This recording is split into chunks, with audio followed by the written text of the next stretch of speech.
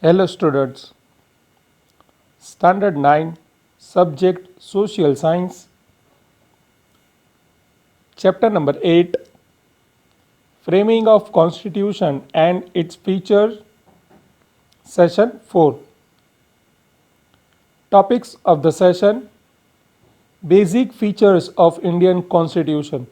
Students, till now in the first session we have discussed about the top 3 basic features. In the previous session we discussed from 4 to point number 8.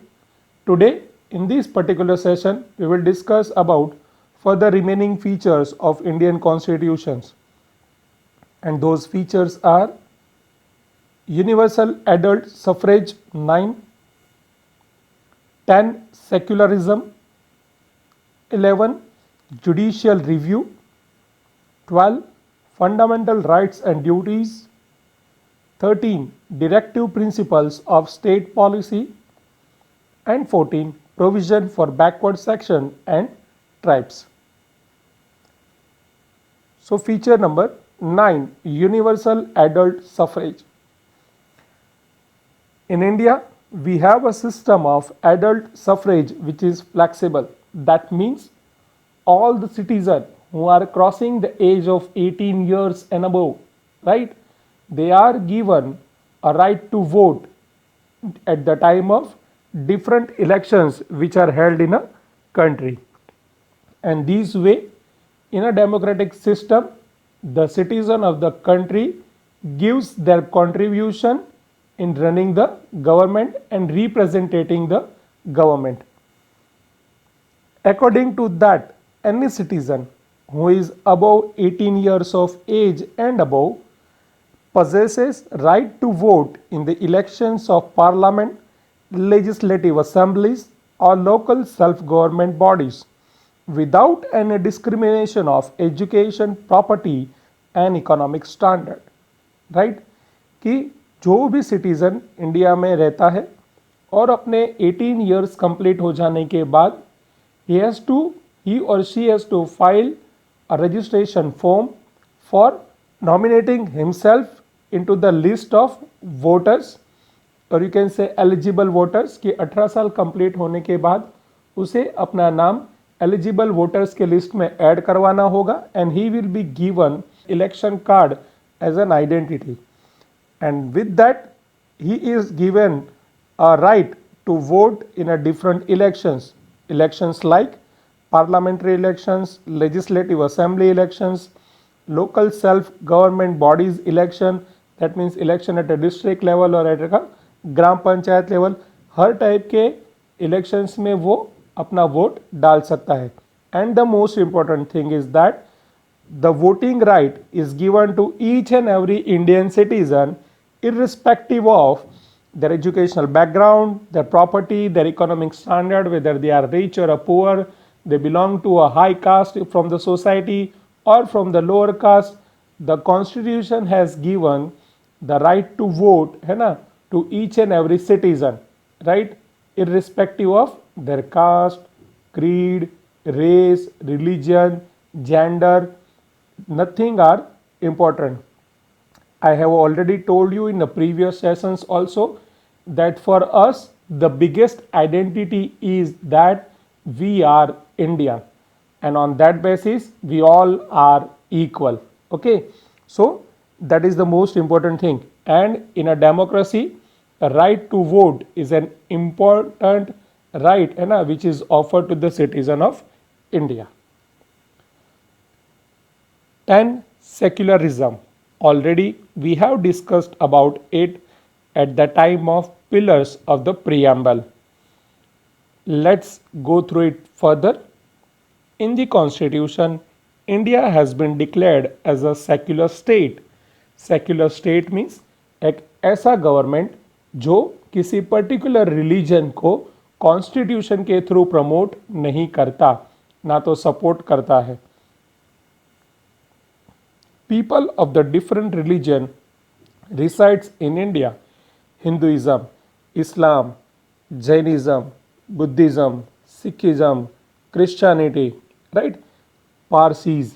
There are somewhat around 6 to 7 major religion which is followed by the people of India as per their choice and preferences. Therefore, the state cannot discriminate any citizen on the basis of religion. कि Indian constitution ने secularism का principal adopt किया है and that's why कोई भी person के साथ या किसी भी सिटीजन के साथ रिलीजियस बैकग्राउंड के नाम पे कोई भी डिस्क्रिमिनेशन या बायस बिहेवियर नहीं किया जा सकता। No citizen are given special rights और can not be deprived of certain rights.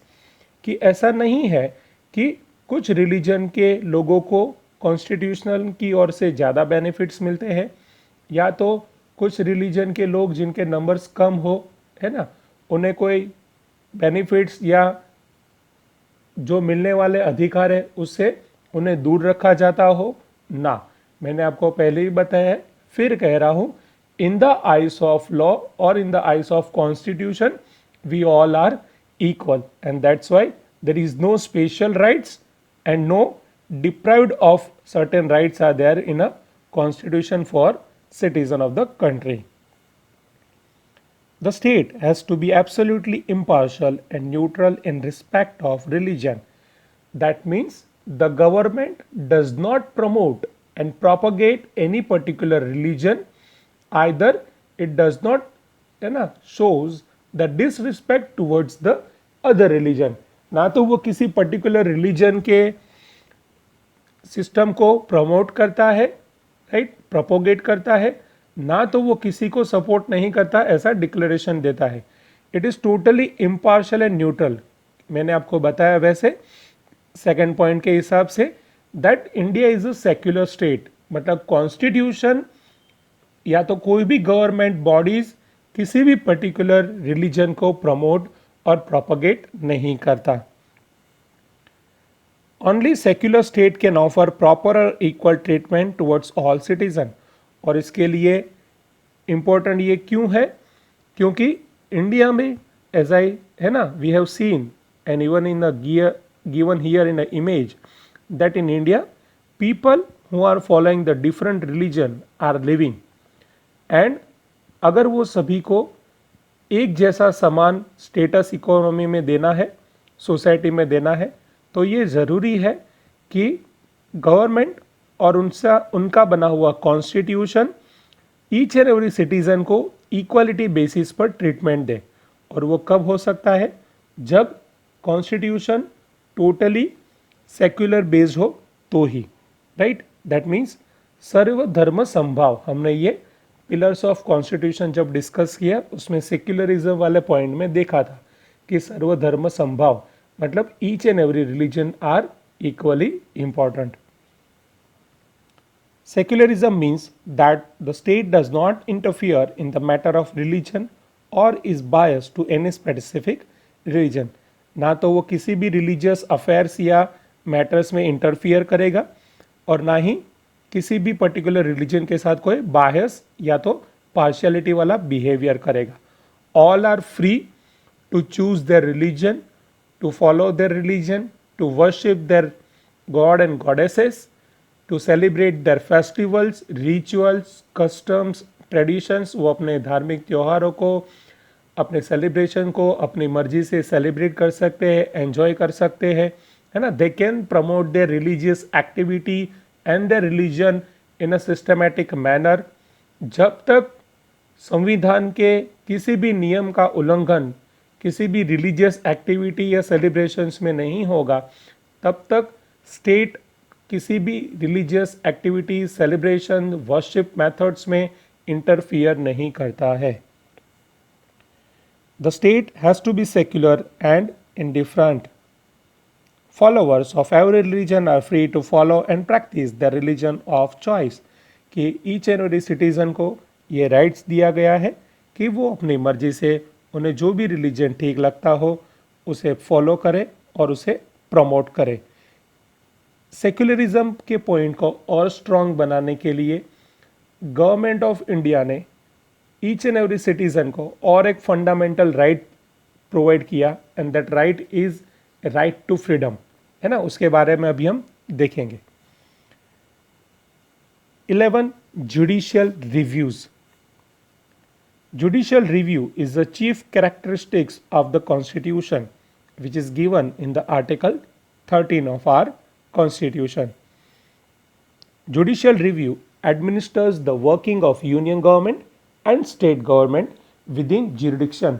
उसका ये मतलब हुआ कि जो भी सेंट्रल गवर्नमेंट या यूनियन गवर्नमेंट है वो और स्टेट लेवल पर जो गवर्नमेंट एडमिनिस्ट्रेशन कर रही है, whether they are working with in the, है ना, rules regulations given in the constitution और नॉट, उसका ये रिव्यूज लेते हैं। Without disrespecting the powers of the parliament, constitution has made an effort to harmonise the principles of judicial reviews, कि जो भी पार्लियामेंट्री पीपल है उन्हें जो पावर्स दिए गए हैं, उन्हें जो राइट्स दिए गए हैं एडमिनिस्ट्रेटिव सिस्टम को चलाने के लिए, उन पावर्स का कोई डिसरिस्पेक्ट ना हो, उनके वर्किंग सिस्टम को कहीं डिस्टर्बेंस ना हो, इस पूरी बात को ध्यान में रखे हुए बहुत सिस्टमेटिक एंड हार्मोनाइज्ड वे में ये जुडिशियल रिव्यू एडमिनिस्टर किए जाते हैं। Parliamentary amendments, external orders, ordinances that means rules and judicial judgments are given for judicial review, कि जो भी गवर्नमेंट या पार्लियामेंट्री अमेंडमेंट्स डिक्लेयर होते हैं या कोई एक्सटर्नल ऑर्डर आए या कोई लोकसभा, राज्यसभा या पार्लियामेंट से कोई नया रूल डिक्लेयर होकर आए या गवर्नमेंट का कोई सुप्रीम कोर्ट, हाई कोर्ट का दिया हुआ जुडिशियल जजमेंट हो, उन सभी पर जुडिशियल रिव्यूज दिए जा सकते हैं। If the supreme Court finds any judicial discrepancy, that means disagreement in the external order, ordinances or judicial judgment, it can stop them by declaring them unconstitutional, कि अगर पार्लियामेंट ने कोई रूल में amendment किया हो या कोई एक्सटर्नल ऑर्डर डिक्लेयर किया हो या ऑर्डिनेंसेस मीन्स कोई रूल लॉन्च होने वाला हो या जुडिशियल जजमेंट आया हो किसी भी हाई कोर्ट का, सिविल कोर्ट का, है ना, लोकल कोर्ट का, अगर वो बियॉन्ड द कॉन्स्टिट्यूशनल लिमिट है ना, कि वो कॉन्स्टिट्यूशन में दिए हुए गाइडलाइंस और प्रिंसिपल के हिसाब से नहीं है, then the supreme court has the right to stop that ordinance, that order और दैट रूल, है ना, by saying that it is unconstitutional, कि कोई भी ऑर्डर या लॉ अगर कॉन्स्टिट्यूशंस के गाइडलाइन और डायरेक्टिव प्रिंसिपल्स को फॉलो नहीं कर रहा हो तो सुप्रीम कोर्ट उस रूल या लॉ को रोक सकता है, and that is there under the feature of judicial review. 12. Fundamental rights and duties.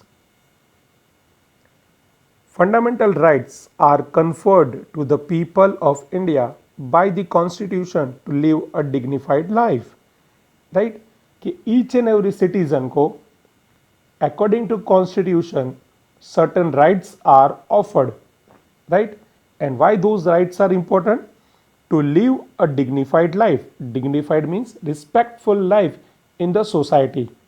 That respect should be in a form of economic status, social status and financial status, कि society में each and every citizen, चाहे वो किसी भी caste, creed, race, religion, gender का हो, वो society में एक रिस्पेक्टफुल लाइफ जी सके, सम्मान के साथ जी सके, उसी के लिए कॉन्स्टिट्यूशन ने each and every citizen of India को सर्टेन राइट्स एंड ड्यूटीज़ दिए हुए हैं और उसे ही कहा जाता है फंडामेंटल राइट्स एंड ड्यूटीज़। क्यों? क्योंकि ये राइट्स और ड्यूटी कॉन्स्टिट्यूशन ने उन्हें दी है, and that's why they are considered as fundamental rights and duties. So according to constitution, the citizen of India are given 6 basic fundamental rights, right, 6 basic fundamental rights. और वो 6 rights कौन से हैं जो यहाँ पे इमेज में दिए हुए हैं? Right to equality, right to freedom, right against exploitation, right to freedom of religion, right to cultural and education, right to constitutional remedies. About these, we will study in detail in upcoming chapters. The most valuable capital of our country is in the overall development of the nation, which further lies in the fundamental duties and rights. कि सबसे ज़्यादा country में क्या ज़रूरी है? Overall economic development of the nation. That means a country should grow in business aspect, that is from economic aspects, that industry, business, trade, commerce, है ना, national income, GDP should grow. At the same time, there should be development and welfare of the people also in the society. कि देश में पैसे के साथ साथ country में रहने वाले लोगों का इकोनॉमिक स्टेटस, फाइनेंशियल स्टेटस और सोशल स्टेटस भी इम्प्रूव होना चाहिए. पॉवर्टी रिमूव हो, अनएम्प्लॉयमेंट का प्रॉब्लम सॉल्व हो, ईच एंड एवरी पर्सन के पास अच्छी जॉब हो, वो अच्छे स्टैंडर्ड ऑफ लिविंग के साथ रह रहा हो, बेसिक इंफ्रास्ट्रक्चर फैसिलिटी मिलती हो, राइट. और सबसे ज़्यादा इम्पोर्टेंट, सोसाइटी में ईच एंड एवरी पर्सन एक रिस्पेक्टफुल लाइफ किसी भी डिस्क्रिमिनेशन के बगैर की जी पाए. उसके लिए ज़रूरी है कि उन्हें फंडामेंटल राइट्स और ड्यूटी अलॉट किए जाए. Right to the constitutional remedies, ये जो 6 फंडामेंटल राइट्स है उसमें से ये जो 6 नंबर का राइट्स है, that is right to constitutional remedies. That is one of the most important. कि अगर वो राइट्स ना दिया जाए, अगर वो 6 नंबर का राइट्स है वो कॉन्स्टिट्यूशन सिटीजन को ऑफर ना करे, तो उसके पहले के जो 5 राइट्स है उसका भी कोई इंपॉर्टेंस नहीं रह जाता. The right to constitutional remedies को मैं अगर आपको शॉर्ट में बताऊं कि अगर as a citizen of India आपसे आपके ये जो 6 फंडामेंटल राइट्स में से जो टॉप 5 राइट्स है वो अगर आपसे कोई छीनता है, आपको वो राइट्स एंजॉय नहीं करना देता, तो आप उस पर्सन के अगेंस्ट में या उस अथॉरिटी के अगेंस्ट में कोर्ट में जाकर केस करके जस्टिस मांग सकते हैं. ये जो अधिकार है वो है राइट टू कॉन्स्टिट्यूशनल रेमेडीज. और उसी के साथ और एक इम्पॉर्टेंट 2009 में एक एक्ट आया, that is for the children 6 to 14 years of age right to educate, right, education right, that is RTE, right to children for free and compulsory education. कि सर्व शिक्षा अभियान का जो हमारा टारगेट था उसके थ्रू 2009 में RTE एक्ट पास आउट हुआ, जिसमें it is compulsory that the children must get free elementary education. कि मतलब 14 ईयर्स तक के बच्चों को, 6 से 14 ईयर्स तक के बच्चों को फ्री एंड कंपल्सरी एजुकेशन मिलना ही चाहिए. हर बच्चे का अधिकार है कि वो पढ़े लिखे और आगे बढ़े, क्योंकि जब पढ़ेगा इंडिया तभी बढ़ेगा India. So for that the right was declared and that is RTE, that is right to education. ठीक है. और वो कितने साल के बच्चों के लिए है? 6 to 14 ईयर्स के बच्चों के लिए free and compulsory education. Third, directive principles of state policy. Protection of people, security and welfare should be carried out by the state. कि देश में रहने वाले लोगों का प्रोटेक्शन हो, उन्हें एक सिक्योरिटी मिले कंट्री में रहने के टाइम पर, and their welfare should be done. ये सबसे ज़्यादा ज़रूरी काम है किसी भी गवर्नमेंट का. These principles provides directions for state governance, policy making, so they are called directive principles. कि कंट्री के लोगों के वेलफेयर के लिए, नेशन के ओवरऑल इकोनॉमिक डेवलपमेंट के लिए, अकॉर्डिंग टू कॉन्स्टिट्यूशनल गाइडलाइन, है ना, कोई भी जब रूल्स बन रहा हो, कोई भी पॉलिसी बन रही हो, या तो डिफरेंट लेवल पर जो गवर्नमेंट ऑफिशियल्स काम कर रहे हैं या एडमिनिस्ट्रेशन कर रहे हैं, है ना, in a parliament, in Lok Sabha, Rajya Sabha, और at a state level governance और in a local self government department, each and every person according to constitutional rules and guideline को फॉलो कर रहा हो और उसमें दिए हुए रूल्स एंड रेगुलेशन के हिसाब से ही गवर्नेंस कर रहा हो, ये बहुत ज़रूरी है। तो इसी के लिए कॉन्स्टिट्यूशन में इन पार्ट 4 आर्टिकल 36 टू 51 में कुछ इम्पोर्टेंट डायरेक्टिव प्रिंसिपल्स दिए हुए हैं, जिसको हमेशा ध्यान में रख के ही किसी भी लेवल के नए रूल्स, रेगुलेशंस और पॉलिसी को डिज़ाइन किया जाता है। अकॉर्डिंग टू कॉन्स्टिट्यूशन ये जो डायरेक्टिव प्रिंसिपल्स है उनको 3 कैटेगरी में डिवाइड किया है स्टूडेंट्स। आपके टेक्स्ट बुक्स में ये कहीं मेंशन नहीं किया है, but for your extra knowledge I have pasted the image here. ये सेकंड इमेज जो दिया है नीचे कि directive principle of the state policy part 4 article 36 to 51 includes 3 type of directive principles. The first, socialistic directive principles; second, Gandhian directive principles; and third, liberal intellectual directive principles. ये जो 3 type के principles हैं उसमें हमेशा किसी भी governance को करने के टाइम पे या कोई नई पॉलिसी बनाने के लिए जो कंट्री या लोगों के वेलफेयर के लिए हो, उसे फ्रेम आउट करने के टाइम पे इन प्रिंसिपल्स को फॉलो करना बहुत ज़रूरी है। अगर मैं आपको शॉर्ट में कहूँ तो directive principle is like a guidelines, है ना, वो एक टाइप के गाइडलाइंस है जो गवर्नेंस करने वाले या तो एडमिनिस्ट्रेशन करने वाले लोगों को या लीडर्स को एक गाइड करता है कि जब भी कोई रूल्स, रेगुलेशंस, लॉ या पॉलिसी बने तो people welfare and national interest यानी देश के बारे में सोचना कैसा और कितना ज़रूरी है, उसके गाइडलाइंस इसमें दिए जाते हैं। And the last one is provision for backward section and the tribes. To uplift and include the backward sections and tribes. Backward section means कुछ ऐसे कास्ट के लोग हैं सोसाइटी में जिन्हें पहले से ही बिफोर इंडिपेंडेंस निग्लेक्ट किया गया है, सोसाइटी में उनके साथ डिस्क्रिमिनेटरी बिहेवियर किया गया है, उन्हें इक्वल ट्रीटमेंट नहीं दिए, not on a basis of social status, not on a economic status. तो वो जितने भी सेक्शंस जिन्हें बैकवर्ड माना जाता है, एंड द ट्राइबल कम्युनिटी, वो कम्युनिटी जो पहले से ही मेन सोसाइटी से थोड़े दूर फॉरेस्ट एरिया या तो है ना रिमोट एरिया में एक लिमिटेड ग्रुप में एक डिस्टेंस वाली लाइफ जीते हैं दोज ट्राइबल पीपल। तो ये जो दोनों बैकवर्ड सेक्शन और ट्राइबल कम्युनिटी है जिन्हें डिप्राइव्ड क्लास भी कहा जाता है।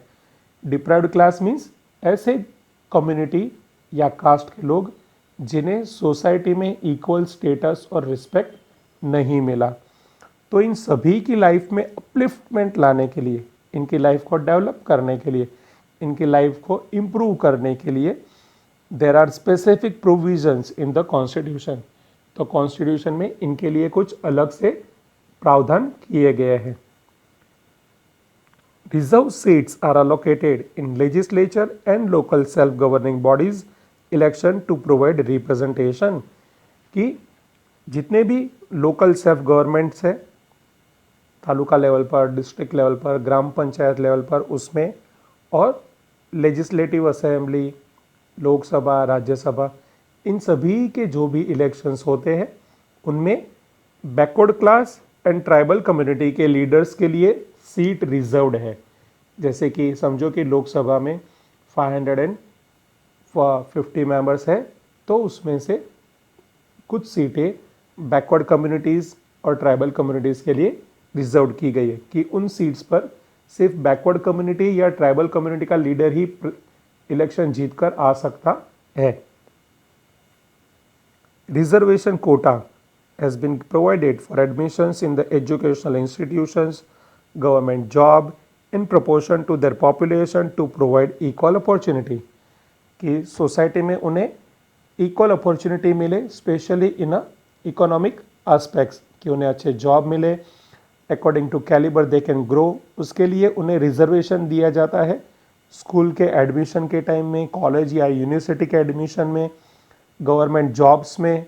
चाहे उनकी परसेंटेज अगर बच्चे की कम है, फिर भी उन्हें कम परसेंटेज पर बड़ी यूनिवर्सिटी कॉलेज में एडमिशन मिल सकता है, गवर्नमेंट जॉब लो मेरिट पर मिल सकता है। ये सब भी अरेंजमेंट्स किए गए हैं। Children of the backward section and the tribes are given scholarship. इनके बच्चों को फ्री में एजुकेशन दिया जाता है, जिसका फाइनेंशियल अरेंजमेंट्स गवर्नमेंट करती है in a form of scholarships. Basic amenities means facilities, waived fees की जो भी उनकी पढ़ाई वगैरह का खर्चा हो उसे माफ़ किया जाता है, which comes under the optimistic policies and shielding policy. कि ये सब क्यों है? क्योंकि बैकवर्ड और ट्राइबल कम्युनिटी को प्रोटेक्ट किया जाए, सेफगार्ड किया जाए, उनकी सोशल और इकोनॉमिक लाइफ को इम्प्रूव किया जाए और उनको better to better social and economic status मिले। उसके लिए गवर्नमेंट ने कुछ अलग से प्रोविजंस किए हुए हैं। इन सभी के बारे में when you will go to the 10th standard you will study these aspects in little bit more detail.